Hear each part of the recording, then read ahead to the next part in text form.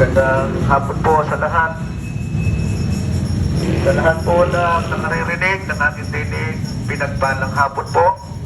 Humihingi po kami ng kaunting sandali upang ipahayag po ang salita ng Diyos.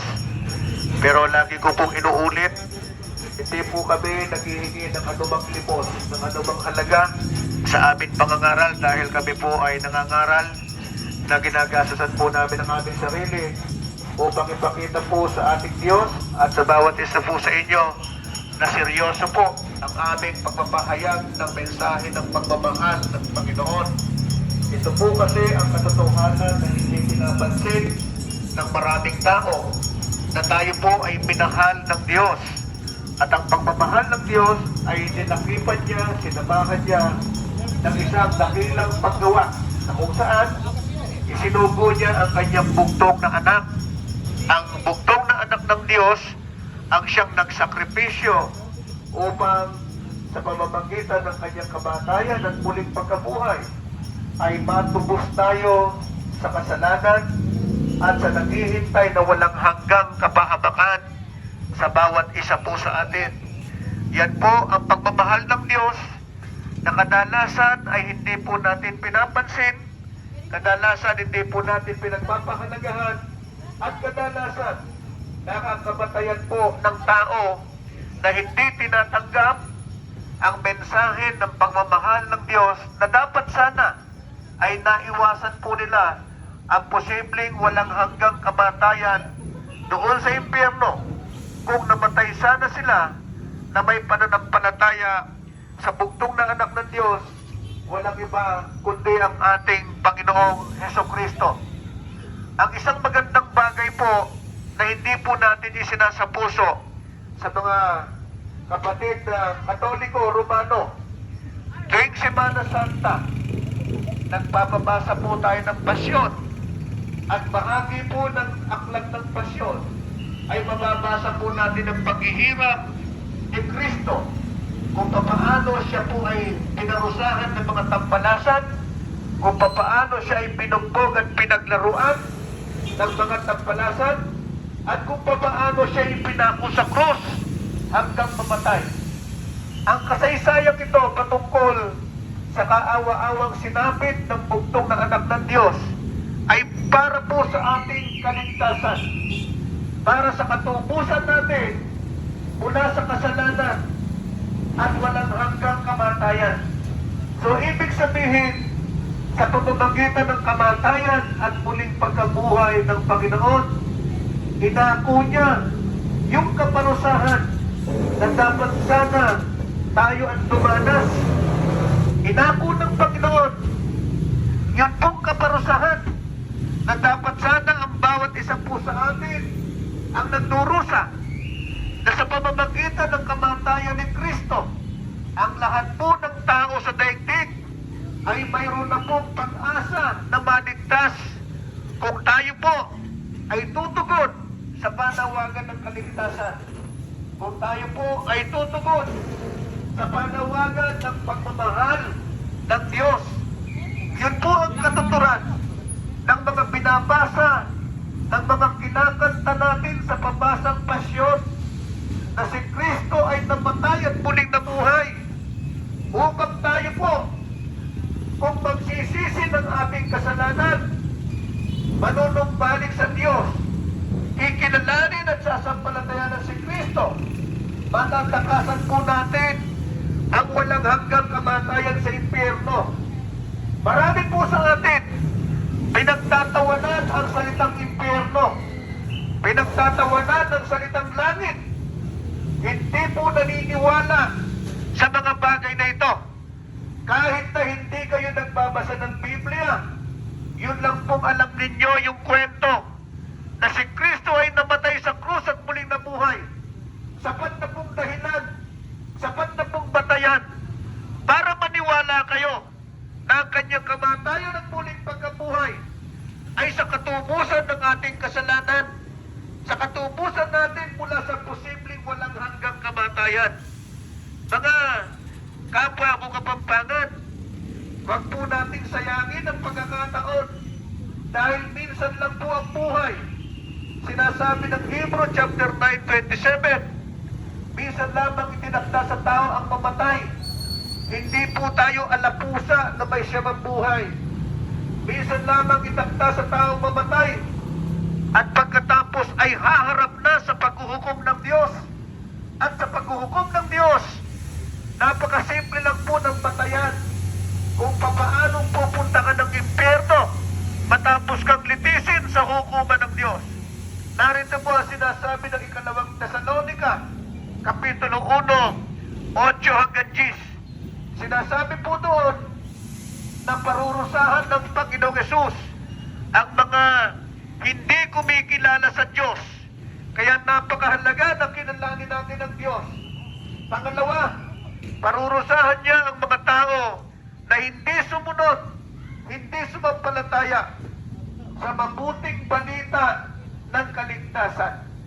Ang mabuting balita o magandang balita na sinasabi sa Biblia, ito nga po yung kamatayan at muling pagkabuhay ni Kristo na siyang kaganapan ng ating kasalanan.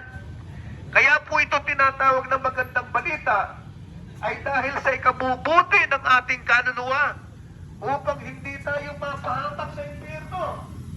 Kaya nga po sinasabing magandang balita sa ikatutubos ng ating kaluluwa. Huwag po nating biru-biruin yun pong pag-asa at kaligtasan ginawa ni Kristo.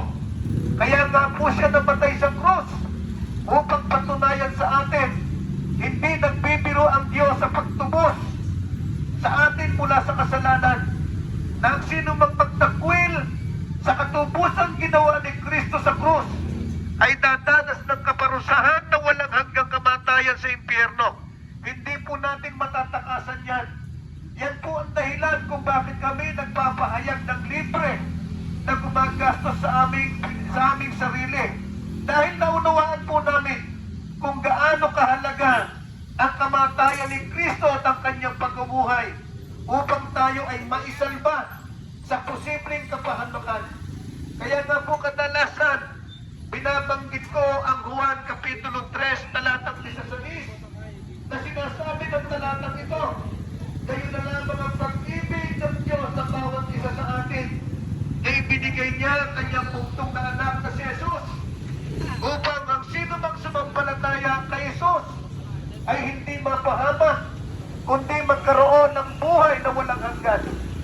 Kaya nasa atin pong kamay ang kapasyahan kung gusto po nating takasan ng posibleng kamatayan, kung gusto po nating magkaroon ng buhay na walang hanggan. Nasa atin po ang kapasyahan kung tatanggapin ba natin o itatakwil si Jesucristo. Kung tatanggapin ba natin o itatakwil ang pagmamahal ng Diyos. Ang kaligtasan po ay matatamo natin sa pamamagitan lang po ng taus-pusong paglapit sa Diyos at taus-pusong pananampalataya kay Jesus bilang Panginoon at tagapagligtas ng ating buhay. Hindi po natin alam kung kailan po tayo mamamatay. Baka mamaya, hindi natin magawang makauwi sa bahay at inabutan tayo ng kamatayan. Ang tanong, pagkamatay mo ba, nakatitiyak ka na makakasama mo ang Diyos sa buhay na walang hanggan? O hanggang ngayon, iniisip po natin na biruan lang ang salita ng Panginoon. Nasa atin po ang kapasyahan. Tagalog amin, napakahalaga na sa oras na ito ay magpasya po tayo kung tatanggapin o hindi si Jesus sa ating puso. Hindi rin po relihiyon ang aming pinipresenta.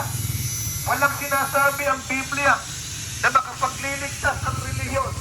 Kahit na ang pinakamalaking relihiyon sa mundo, walang kakayahan magligtas ng kaluluwa sa impyerno.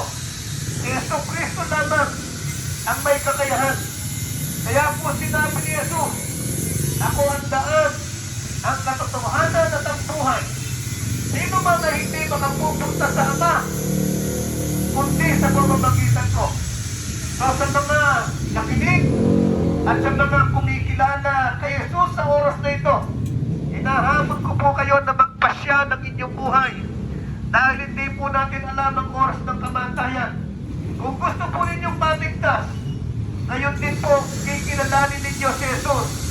tatanggapin ninyo sa pamamagitan ng isang taus-pusong panalangin.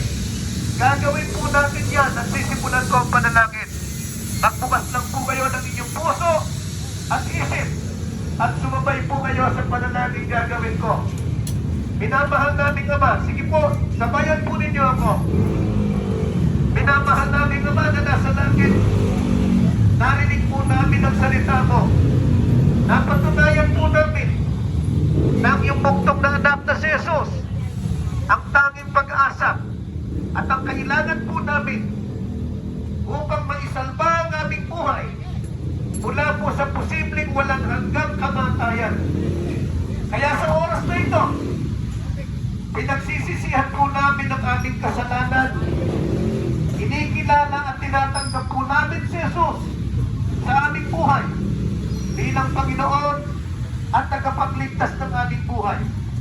Ama, hinihiling po namin ang banal na Espiritu ang siyang manahan sa aming puso at magbigay ng katiyakan na anumang oras kaming mamatay o lisani ng mundong ito, nakatitiyak kami na makakasama ka namin sa buhay na walang hanggan.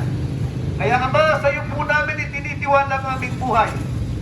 Mula ngayon at magpakailanman, sa pangalan ni Jesus, lahat lamang po ng taus-pusong nanalangin ang magsabi ng Amen. Amen. So maraming salamat po sa mga nakinig, sa mga sumampalataya, sa mga kumilala kay Jesus. Hindi po kayo lugi. Hindi po kayo talo. Kami man po, hindi kami magpapahayag kung ang hangad lang po namin ay kumita o makinabang. Wala po kaming pakinabang sa pagpapahayag sa inyo ng salita ng Diyos. Napapagod lang po kami. Pero ito po ay pinagpapahalagahan namin dahil alam namin natutuwa ang ating Diyos dahil ang kanyang pagmamahal at ang kanyang kaligtasan ay ipinamamahagi namin upang marami ang magmana ng buhay na walang hanggan. So salamat po sa lahat ng nakikinig. Salamat po. Pagpalain tayong lahat ng Panginoon. Magandang hapon sa bawat isa. Doon po sa may mga katanungan patungkol po sa pananampalataya sa Diyos, pwede po kayong mag-text or call sa numero na babanggitin ko. 0926-356-0638 0926-356-0638. For the last time po,